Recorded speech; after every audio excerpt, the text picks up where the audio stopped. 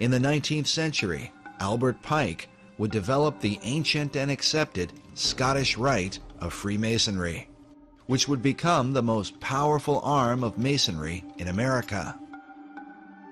Meanwhile, President Woodrow Wilson once said that every line of strength in American history is a line colored with Scottish blood. Is it possible that the influence of the Scottish Jacobite rebels worked as an undercurrent that helped to inspire the American Revolution? These families, they come under the general umbrella term Jacobite, were the real core population that led to ultimately to the War of Independence. But rebellion against authority was not exactly the tradition of the Puritan Pilgrims who began the country. Their focus was on the biblical teaching of Jesus and the apostles. But by the Revolutionary era, references to God were more ambiguous, often referring to the guidance of divine providence. It has been noted that the revolutionary founders were not known for quoting the sayings of Jesus Christ. They certainly mentioned his name or made reference to Christianity. They said things like, "No king but King Jesus." But his teachings were absent from their writings. Sayings like, "Turn the other cheek," "Love your enemies," and "Bless them that curse you," had no place in a movement that was founded on rebellion. As a result, it becomes little surprise that once the new republic was founded, biblical imagery of Christ and the Gospels would be missing from the capital city. Instead, a celebration of pagan gods and goddesses would prevail, which seems to represent the ecumenical views of King James II and his Masonic Jacobite rebels. The chief Jacobite symbol was the white rose, traditionally worn on their Scottish bonnets. This dagger features a Jacobite rose with a pentagram in the center. Notice that the pentagram has a dot in the middle, which usually signifies the sun. The 5 points of the star symbolize the rotation of Venus around the sun, forming a pentagram over an 8-year cycle.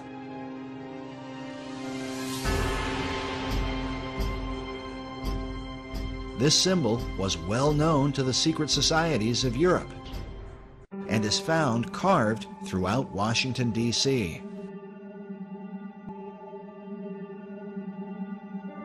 In light of these things, the question Americans today should ask is, if the idea of rebellion was in obedience to God, what God did they mean?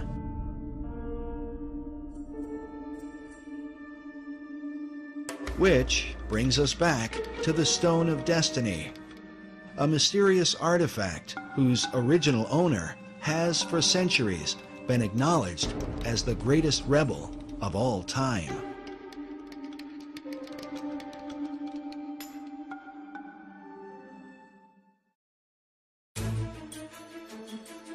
The belief is that the real stone was not captured by the English in 1296, but was somehow hidden away by the Scots.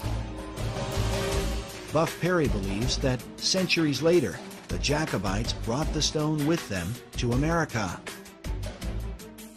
To bring it over here was to, first of all, find refuge or sanctuary for it, but also to indicate this is where the Jacobite Revolution might really be successful. 1715, the first rebellion, 1745, the second, and then we have the 1770s with the Declaration of Independence. We have the Boston Tea Party, then we have the sort of prolonged war of independence, all brought about by these same people.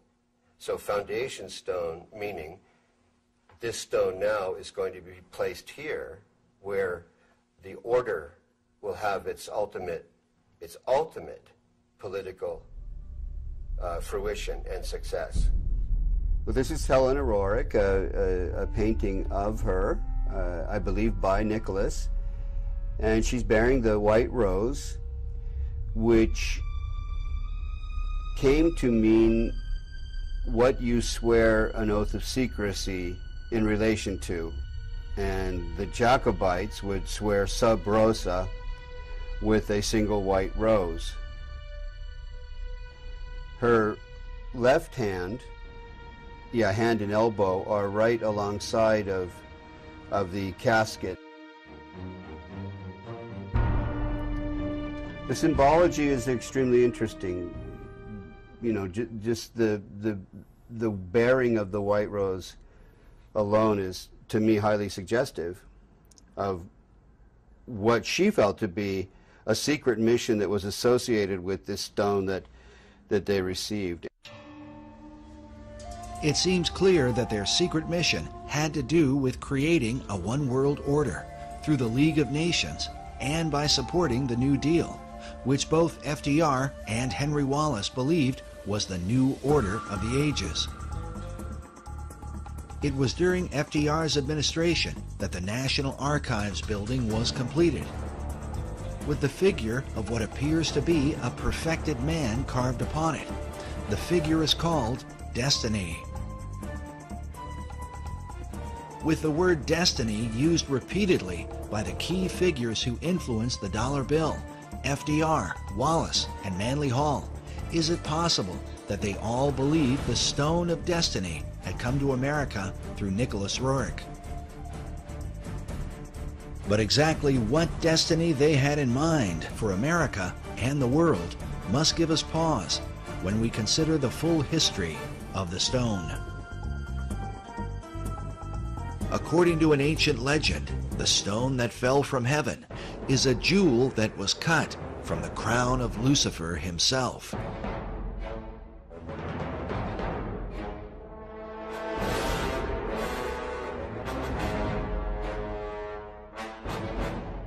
Commenting on this, Manly P. Hall writes that the lapis exilis, crown jewel of the archangel Lucifer, fell from heaven. Michael, archangel of the sun, at the head of the angelic hosts, swooped down upon Lucifer.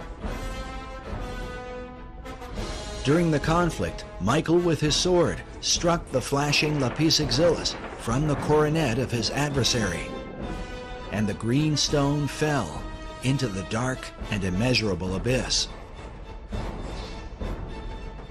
Hall goes on to say that out of Lucifer's radiant gem was fashioned the Sangreal, or Holy Grail, from which Christ is said to have drunk at the Last Supper.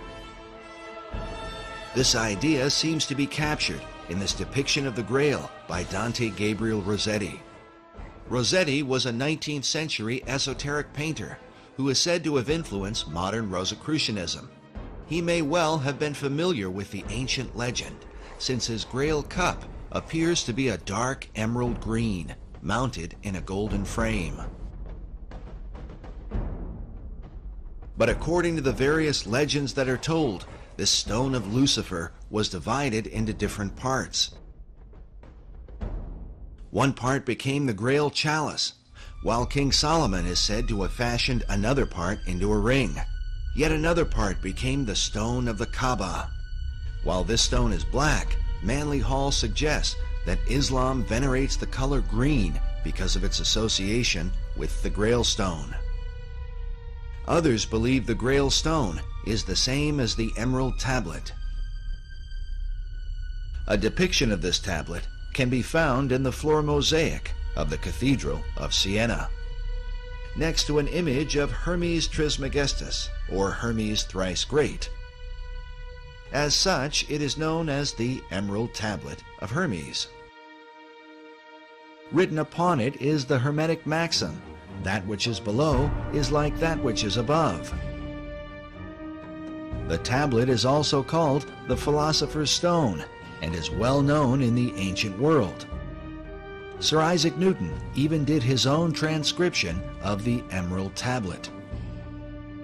In the modern world, Carl Jung is said to have had dreams of the Emerald Tablet. Manly Hall obviously knew about it and even published his own illustration. Hall writes that the oldest and most revered of all the alchemical formulae is the sacred Emerald Tablet of Hermes. In her book on the Merovingian mythos, occult author Tracy Twyman writes that the story of the Emerald Tablet of Hermes appears to be yet another incarnation of the Grail as stone. She goes on to say, the legend connected to these items and the stone they came from relate that the stone bounced off Cain's head as it fell to earth, leaving a scar on his forehead in the shape of a red serpent, the mark of Cain.